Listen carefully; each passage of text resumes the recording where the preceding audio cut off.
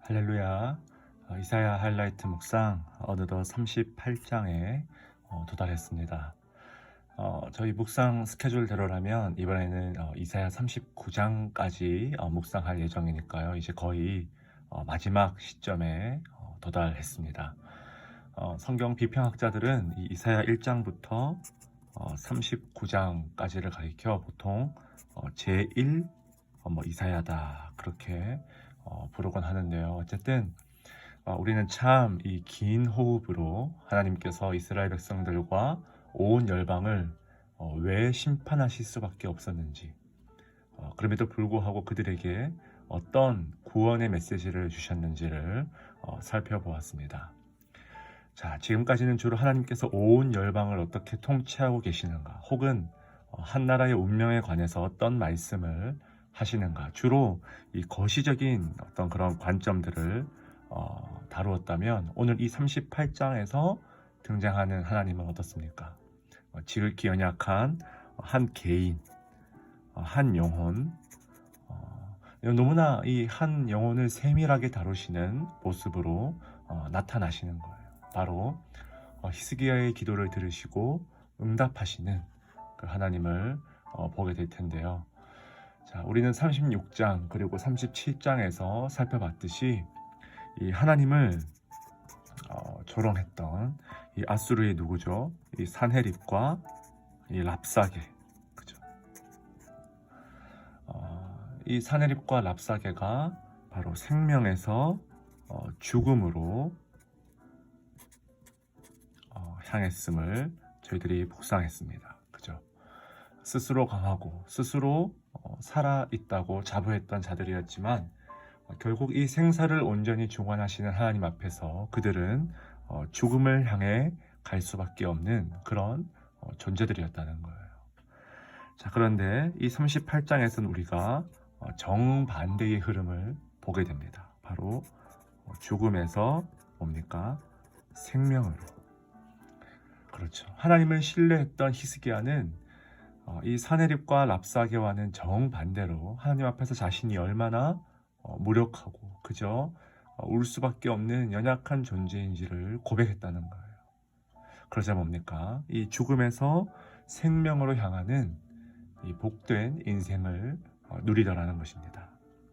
자, 여러분 보십시오. 이 두 가지, 이 두 종류의 인생은요, 예수 그리스도의 복음을 너무나 선명하게 드러내고 있습니다. 이 세상 모든 사람들은 생명에서 죽음을 향해 달려갑니다. 여러분, 부인할 수 없는 사실이죠. 지금 숨쉬고 있는 모든 생물들은 어제보다 오늘 더 죽음에 가까워진 인생을 살고 있습니다. 그리고 내일 한 걸음 더 죽음을 향해 나아가겠죠. 그러나 예수 그리스도의 십자가 복음을 소유한 자는 어떻습니까? 이 거부할 수 없는 이 시간의 흐름을 역행할 수 있는 능력을 가진 자라는 거예요. 바로 죽음에서 생명으로. 여러분 믿으십니까?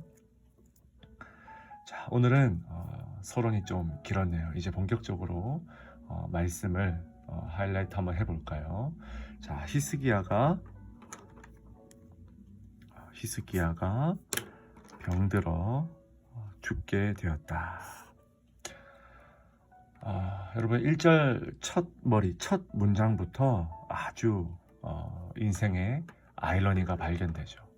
여러분 이 히스기야의 이름 뜻이 뭐였는지 제가 여러 차례 말씀드렸죠. 기억나십니까? 히스기야는 바로 하나님께서 강하게 하신다. 그죠?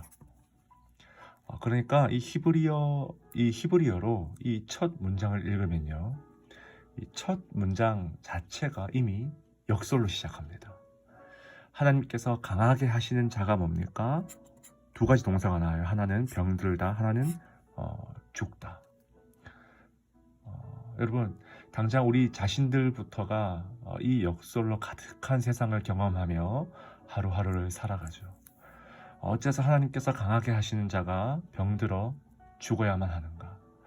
어째서 이 생명의 하나님을 소유한 자가 생명에서 죽음을 향해 달려가야만 하는가? 이 아이러니를, 이 질문, 이 역설의 질문을 가지고 오늘 말씀은 시작된다는 것입니다. 자, 그래서 하나님께서 계속해서 이사야를 통해서 말씀하시죠. 너는 내 집에 유언하라. 여러분,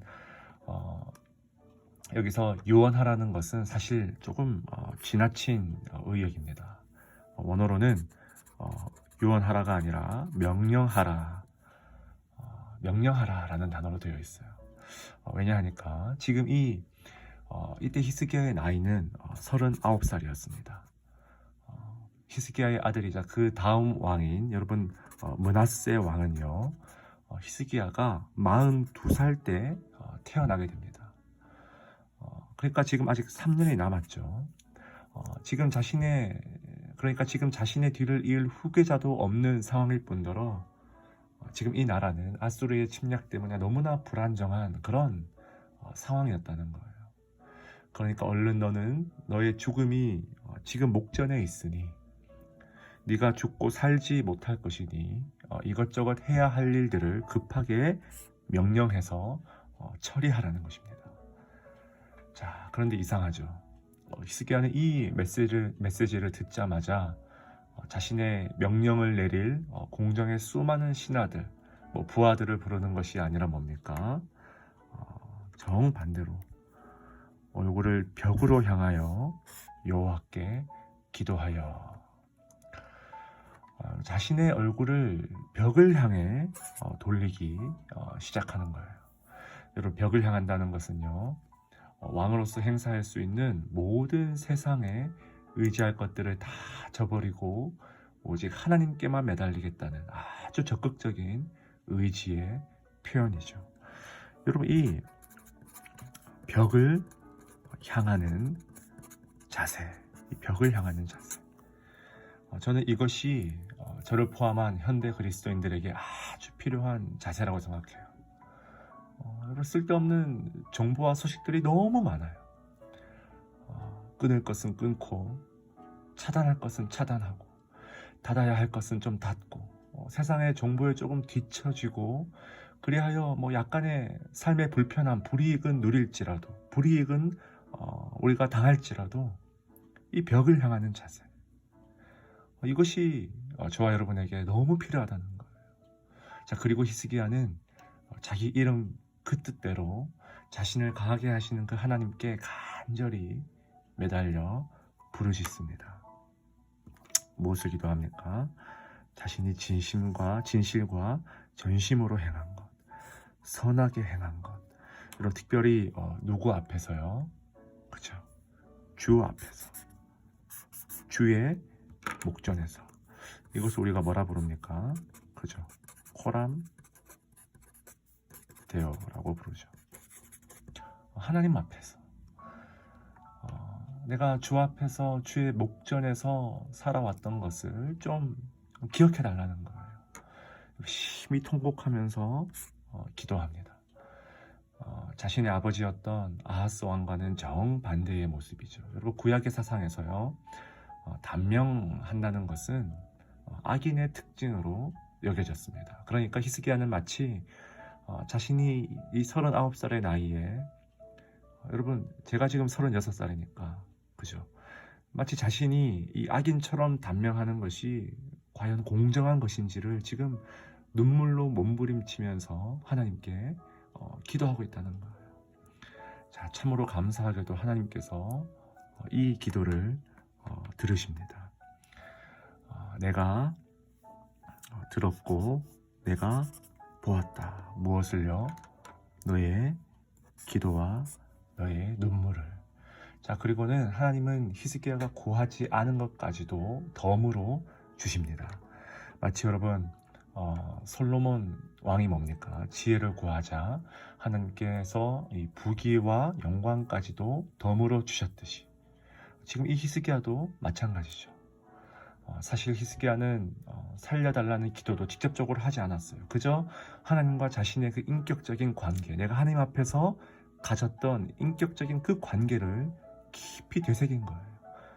신앙의 핵심이자 신앙의 본질을 자신의 질병 앞에서 다시금 깊이 묵상했다는 거예요. 그러자 뭡니까? 내 수 안에 15년을 더하고 이 성을 아수르 왕의 손에서 건져내겠고 내가 또 이 성을 보호하리라. 여러분 너무나 많은 것을 덤으로 누리는 은혜를 경험했다는 것입니다. 자, 그리고 뭡니까? 하나님께서 징조도 주시죠. 이 징조.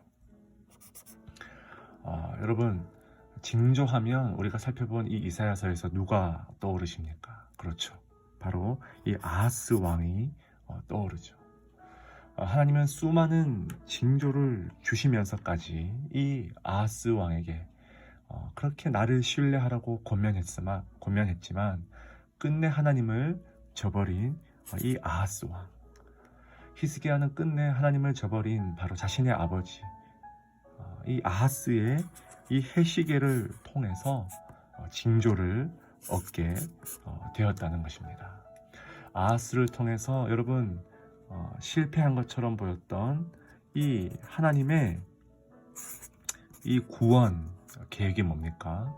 히스기야를 통해서 회복시키시고 이루어 가시는 이 하나님의 신실하심.